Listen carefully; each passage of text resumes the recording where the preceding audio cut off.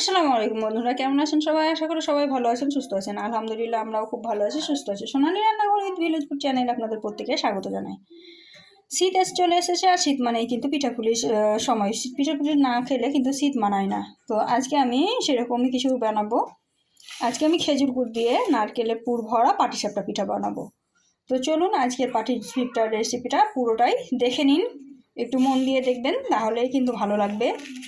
তো এই রেসিপিটা কিন্তু খুব খেতে মজা হয়। তো কীভাবে তৈরি করছি সেটাই আপনাদের সঙ্গে শেয়ার করব। তো প্রথমে আমি এই নারকেলটাকে আগে ভেঙে নিয়েছি। এই নারকেলটাকে এখন আমি কুড়ে নেব। আপনারা চাইলে কিন্তু মিক্সচার জারেও কিন্তু গুঁড়ো করে নিতে পারেন মিহি করে। আমি কিন্তু এটা নারকেল কুড়ুনি দিয়েই কুড়ে নেব। তো নারকেলটা কুড়ানোর পরেই আমি ফিরে আসছি। তো এখানে আমি খেজুর গুড়টাকে গুঁড়ো করে নিয়েছি, আর এদিকে আমি এক বাটি তিল নিয়েছি, আর এদিকে নিয়েছি হচ্ছে নারকেলটাকে কুড়ে নিয়েছি। এখন আমি এটাকে শুকনো খোলায় টেলে নেব।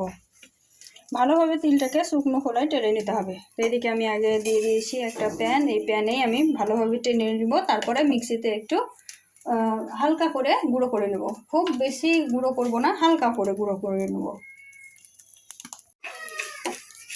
তো তিলটা খুব বেশি টালতে হবে না, দেখবেন একটু যখন টালা হয়ে যাবে তখন কিন্তু আপনার তেল ছেড়ে দিবে।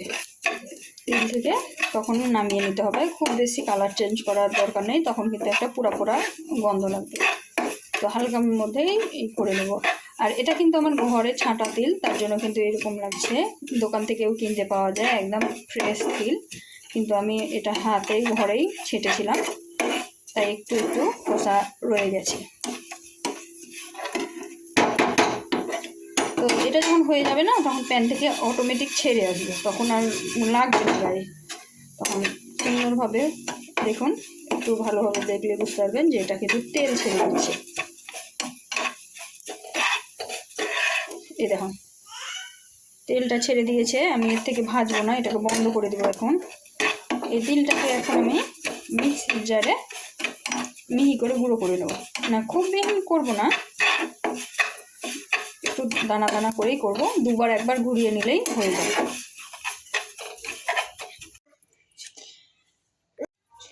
তিলটা কিন্তু আমার মিহি করে পেস্ট করা হয়ে গেছে, গুঁড়ো করা হয়ে গেছে। এখন আমি এদিকে একটা কড়াই নিয়ে নিয়েছি। এই কড়াইয়ে পুরটা তৈরি করব। তো প্রথমে গ্যাসটা ধরিয়ে নেব। তারপরে এখানে আমি অল্প পরিমাণে দুধ দিব। দুধ না দিয়েও তৈরি করা যায়, কিন্তু যদি খেতে ভালো লাগে তার জন্য অল্প পরিমাণে দুধটা দিয়ে দিব। দুধটা দিয়ে আমি এর মধ্যে সব কিছু উপকরণ একসঙ্গেই ঢেলে দেব। প্রথমে দিয়ে দিলাম খেজুর গুড়, এখন দিয়ে দেবো নারকেল কোড়া, তারপরে এখানে আমি দিয়ে দেবো তিল। সব কিছু দিয়ে ভালোভাবে মিক্সড করে নেব।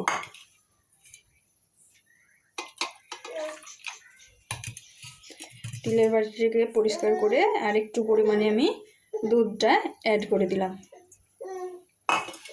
দিয়ে এখন নাড়াচাড়া করে মিক্সড করে ভালোভাবে রান্না করে নেব। এভাবে পুরটা রেডি করলে খুবই মজার হয়, পাটিসাপটা খেতে খুব টেস্টি হয়। তো এটা আমি একদম মিক্সড করে ভালোভাবে রান্না করে নিয়ে আপনাদের সঙ্গে শেয়ার করছি।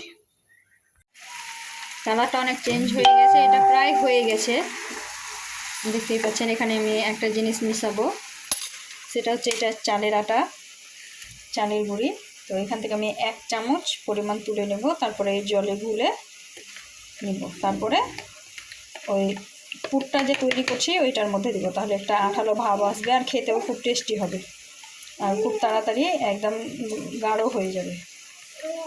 তো এই দেখুন আমি মিশিয়ে নিলাম 1 চামচ। এখন আমি এখানে এটাকে ঢেলে দিলাম। তারপরে সঙ্গে সঙ্গে নাড়াচাড়া করতে হবে, তা না হলে কিন্তু দলা পাকিয়ে যাবে। এভাবে একবার হলেও করে দেখবেন, দেখবেন খুব টেস্টি হয় খেতে। এই দেখুন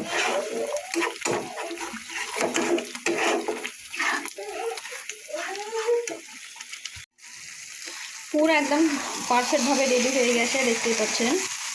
আর আটাটা দেওয়ার কারণেই এত সুন্দরভাবে একদম থিকনেস এসেছে। তো এটা হয়ে গেছে, এর থেকে বেশি গাঢ় করবো না, তাহলে কিন্তু একদম জমে যাবে। ঠান্ডা হওয়ার পর এটা ঠান্ডা হওয়ার পর আরও অনেকটাই জমে যাবে, তখন কিন্তু শক্ত হয়ে যাবে। আর এটা আমি নরম নরম চাইছি, কারণ পাটিসাপটার পুর সবসময় একটু নরম করলেই বেশি ভালো লাগে খেতে। তো এই তো আমার এটা একদম রেডি। তো এখন গ্যাসটা বন্ধ করে আমি এটাকে একটা রেস্টে রেখে দেবো ঠান্ডা হওয়ার জন্য একটু। তো এটা আমার হয়ে গেল, এখন আমি আটাটা রেডি করব। তো এখানে আমি আগে থেকে আটা নিয়ে নিয়েছি, আর আটাটা নিয়েছি আমি এই যে এই বাটির 1 বাটি, আর এই 1 বাটি প্রথমে জল দিয়ে আমি এটাকে ভালোভাবে গুলে নেব। তো এটা আপনাদেরকে একটু আন্দাজ মতো করে নিতে হবে, যেহেতু আমি করে করে আমার আন্দাজ হয়ে গেছে, তাই আমি পরিমাপ করি না, কিন্তু তাও আপনাদের সুবিধার্থে একটু আন্দাজটা করলাম। এখানে আমি লবণ দিয়ে দিলাম, আর আপনারা কিন্তু জলটা অল্প অল্প করে মিক্সড করতে পারেন। আমি একসঙ্গে মিক্সড করে দিলাম, কারণ আমার অসুবিধা হয় না গুলতে, তার জন্য। তো এই তো আমি এখন গুলে নিচ্ছি। এটা যত পাতলা করে গুলবেন আপনার পাটিসাপটাটা ততটা সুন্দর হবে। তো প্রথমে আমি 1 বাটি জল দিয়ে দিলাম, তারপরে আমি আরেকটু জল অ্যাড করব। তো 1 বাটি জল দিয়ে এরকম হয়েছে, এটা কিন্তু এরকম হবে না, এর থেকেও পাতলা করতে হবে।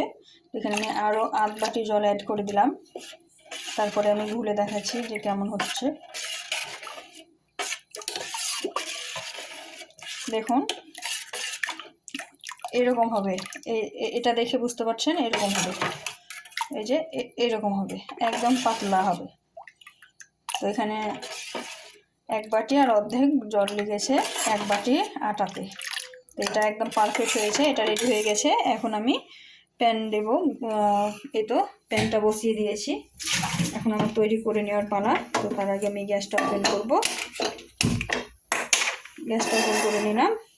আর এখন আমি এটা অল্প পরিমাণে একটু তেল দিয়ে ব্রাশ করে নেব। কড়াই আমি সামান্য পরিমাণে তেল দিয়ে দিয়েছি, দেখতেই পাচ্ছেন। এখন আমি এই যে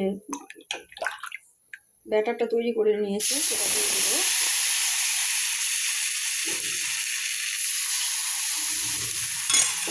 এভাবে দিয়ে হাত দিয়ে এভাবে ঠিক করে দিতে হবে সঙ্গে সঙ্গে। তো আমি একটু বড় বড় বানাচ্ছি, আপনারা চাইলে ছোট ছোট বানিয়ে নিতে পারেন, দেখতে সুন্দর লাগবে। আমি তাড়াতাড়ি এভাবেই বানিয়ে নিই। এই তো এটা হতে খুব বেশি সময় লাগে না। এটা দেখুন সুন্দরভাবে হয়ে গেছে, একদম ছেড়ে দিয়েছে। তো ছেড়ে দিয়েছে, আপনারা চাইলে কিন্তু উল্টিয়ে পরের পিঠটা এভাবে করে নিতে পারেন। তা আমি পরের পিঠটাও একটু হালকা করে সেঁকে নিই, তারপরে কিন্তু রোলটা তৈরি করি, তাহলে কিন্তু বেশি ভালো লাগে পাটিসাপটাটা খেতেও, 2 পিঠই সমানভাবে হয়। তো এইভাবে আমি প্রথমে 1 পিঠ ভালোভাবে করে নিয়েছি, দেখতেই পাচ্ছেন। এই তো তারপরে উল্টিয়ে দিয়েছি, আর 1 পিঠ আরেকটু সামান্য একটু হবে, তারপরেই আমি পুরটা ভরে দেব। বাস এতটুকু হলেই হবে। তো আমি উল্টিয়ে দিলাম আবার। তো এই তো দেখতেই পাচ্ছেন, দেখুন। এখন আমি 1 চামচ পুর নিয়ে নিয়েছি, তারপরে ভরে দিচ্ছি। আপনারা কম বেশি করে দিয়ে দিতে পারেন, আমি একটু বেশি করেই পুরটা দিয়ে দিলাম। আর এই পুরটা খেতে কিন্তু অনেক মজাদার হয়েছে। আর এইটা কিন্তু উল্টানোর সময় সমস্যা হয়, আপনারা কিন্তু 2 হাত দিয়েই করে নেবেন, একটু সমস্যা হবে না। আমার যেহেতু এখানে ক্যামেরা আছে তাই একটু সমস্যা হচ্ছে। তো এইভাবে রোলটাকে তৈরি করে নেবেন।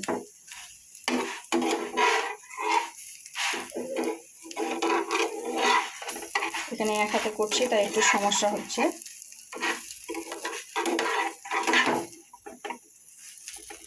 এভাবেই তৈরি করে নেব।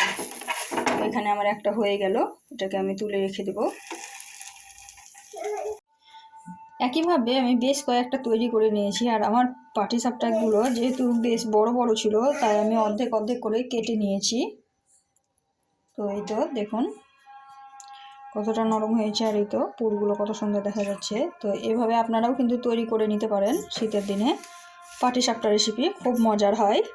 তা আজকের ভিডিওটি বেশি বড় করব না, এই পর্যন্ত। দেখা হবে এই ধরনেরই আরও নিত্য নতুন রেসিপি নিয়ে পরবর্তী ভিডিওতে। ততক্ষণ সবাই ভালো থাকবেন, সুস্থ থাকবেন, আর আমার জন্য একটু দোয়া করবেন। খোদা হাফেজ।